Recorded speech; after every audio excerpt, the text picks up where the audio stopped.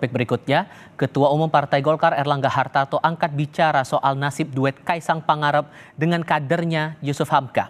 Erlangga menyatakan duet Kaisang Yusuf Hamka bukan perjodohan, melainkan keduanya sudah sejak awal dipasangkan. Soal kepastian duet Kaisang Hamka maju di Pilkada Jakarta, Erlangga bilang Golkar menunggu hasil surveinya.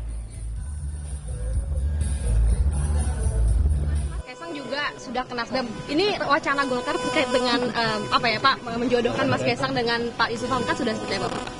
Kita bukan penjodohan, sudah dipertemukan di awal. Oke.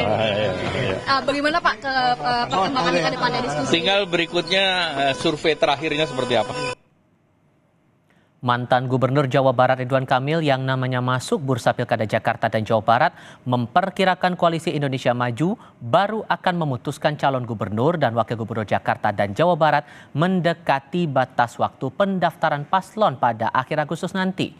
Kata RK, Koalisi Prabowo Gibran masih membahas siapa calon gubernur dan wakil gubernur Jakarta maupun Jawa Barat, termasuk kepastiannya apakah maju Pilkada Jawa Barat atau Jakarta.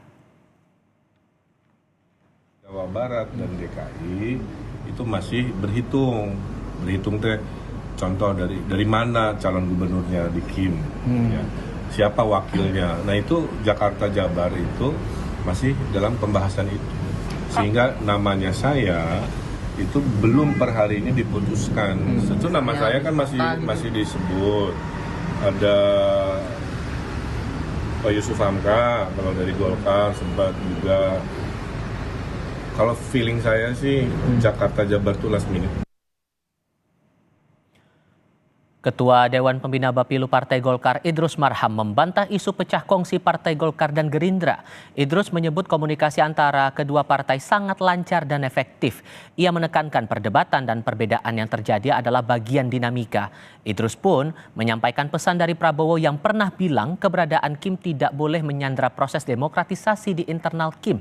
Justru perbedaan konseptual yang berkualitas diperlukan dalam menentukan calon berkualitas. Idrus memastikan semua perbedaan tersebut atau perdebatan yang muncul akan berujung pada istilah all KIM final. Kalau kita ikuti perkembangan yang ada bahwa Koalisi Indonesia Maju dalam menghadapi pilkada ini ditandai dengan berbagai macam dinamika. Dan tentu bagi kita yang ada di KIM, merespon itu semua harus dilihat sebagai sebuah proses yang wajar. Nah, oleh karena itu sejak dari awal komitmen Koalisi Indonesia Maju bahwa Koalisi Indonesia Maju harus solid menghadapi pilkada ini dan bertekad untuk memenangkan sebagian besar